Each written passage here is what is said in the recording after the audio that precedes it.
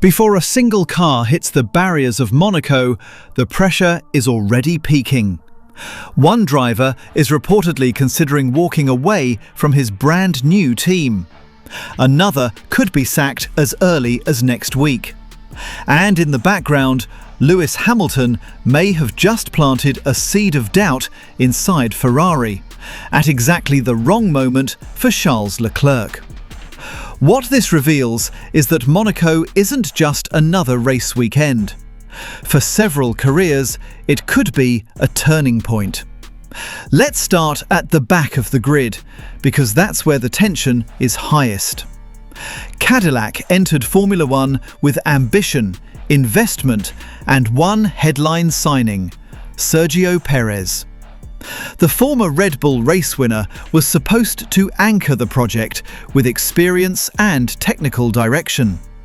Instead, 6 races in, the reality looks stark. Perez hasn't finished higher than 15th all season. His most recent outing in Canada ended in a DNF. And now, according to De Limburger, multiple teams are monitoring his situation, with suggestions that Cadillac would find it very hard to keep him if a serious offer arrived. That changes the picture, because Perez didn't join Cadillac for a short-term gamble.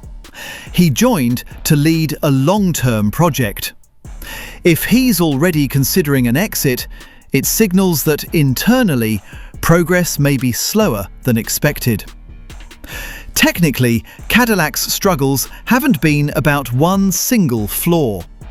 The car appears inconsistent across aero platforms, unstable in medium-speed rotation, and unpredictable on traction zones. Perez has historically thrived in cars that offer strong rear stability and progressive balance on throttle. At Red Bull, even during difficult periods, he could lean on a stable rear end under braking and exit. At Cadillac, that confidence doesn't seem to exist. The situation becomes more complex when you consider Monaco specifically. Monaco exposes mechanical grip, slow-speed rotation, and driver confidence. If Perez struggles again here, the narrative won't just be about results, it will be about belief. And belief is everything in a new project. Now shift to the other side of the Cadillac garage. Valtteri Bottas is reportedly under even more immediate pressure. Should his struggles continue in Monaco, reports suggest a decision could come as soon as next week. Waiting in the wings, American driver Colton Herta. This isn't just about performance, it's about positioning. Cadillac is an American-backed entry with long-term commercial ambitions. Installing Herta would instantly energize their domestic audience and reshape their identity. But from a competitive standpoint, replacing Bottas mid-season carries risk. Continuity matters when developing a new chassis concept. Driver feedback cycles, simulator correlation, setup philosophy. These processes take time. Swapping drivers may deliver headlines, but it can also disrupt development stability. What this reveals is that Cadillac may already be thinking beyond 2026 performance, toward brand building and long-term alignment. And that creates a fascinating possibility. What if Monaco becomes a referendum on both drivers? If Perez underperforms, speculation intensifies. If Bottas underperforms, the axe may fall. For a team at the bottom of the standings, Monaco suddenly carries enormous weight. But the drama doesn't stop there. Further up the grid, Lewis Hamilton appears to be playing a quieter but equally significant game. In Canada, Hamilton finished second, over 30 seconds ahead of Charles Leclerc. He outqualified him in both sprint and main qualifying. The margin wasn't marginal, it was emphatic. And timing matters. Monaco is Leclerc's home race. Emotionally charged, historically complicated. A place where expectation can become pressure in seconds. That changes the picture because Hamilton's advantage in Canada wasn't just about points. It was psychological. Elite drivers operate on margins of confidence. When a teammate decisively outperforms you across qualifying formats and race pace, doubt can creep in. Not publicly, not dramatically, but subtly. The situation becomes more complex when you remember Ferrari's 2026 development direction.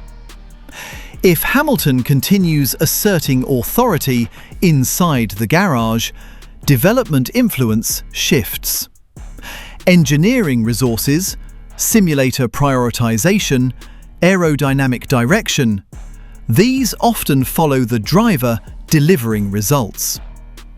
What this reveals is that Monaco isn't just about redemption for Leclerc. It's about control within Ferrari's future. Meanwhile, in the background, the driver market chessboard continues to move. Flavio Briatore has hinted that if Max Verstappen were to join Mercedes, Alpine could be positioned to pounce on a Mercedes driver. That statement may sound speculative, but in Formula One, these comments are rarely accidental. If Verstappen ever did switch to Mercedes, it would trigger a cascade effect across the grid.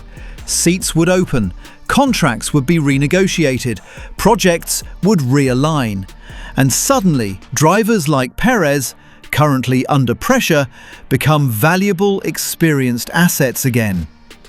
That's why Monaco matters beyond its 78 laps. It's part of a wider negotiation cycle. Even Verstappen's recent comments about parenting, rejecting pushy pressure and emphasizing freedom for his daughter, subtly reflect a driver thinking long-term. Stability, control, environment. These themes matter when contract decisions approach. So, when you connect the threads, a pattern emerges. Cadillac fighting internal instability. Perez weighing his future. Bottas potentially one race from losing his seat. Hamilton asserting dominance inside Ferrari. And the wider grid watching Mercedes' next move.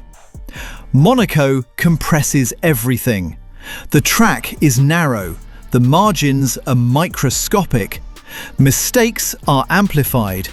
And careers can pivot in a single weekend.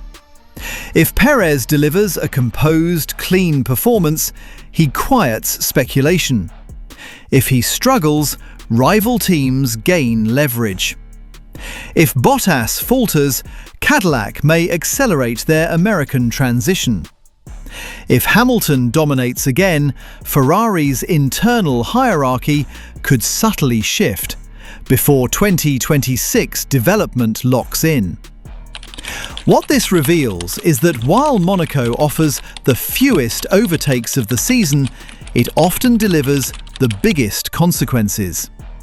So, as the cars line up between the barriers, the question isn't just who wins on Sunday, it's this: which driver leaves Monaco with their future strengthened, and whose future becomes far less certain?